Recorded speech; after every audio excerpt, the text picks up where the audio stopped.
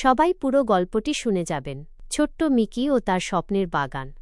একদা এক ছোট্ট গ্রামে মিকি নামের একটি ছেলে ছিল। মিকির বয়স তখন মাত্র ৮। সে সারাক্ষণ শুধু স্বপ্ন দেখত।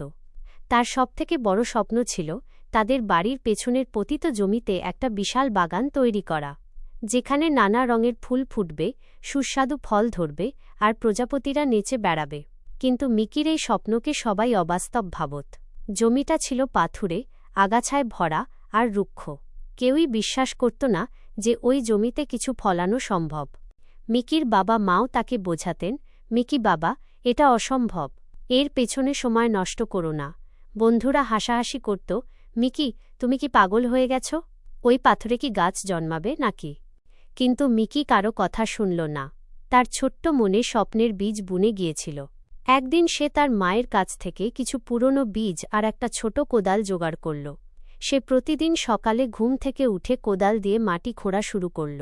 জমিটা এত শক্ত ছিল যে প্রথম তার হাতে ফোসকা পড়ে যেত।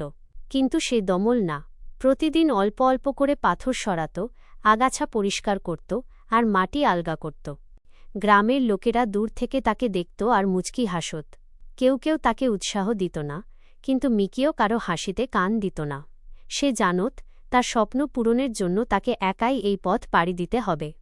কয়েক সপ্তাহ পর মিকি একটা ছোট অংশ প্রস্তুত করতে পারল।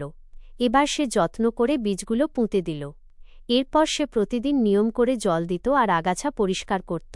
প্রথম কয়েকদিন কিছুই দেখা গেল না।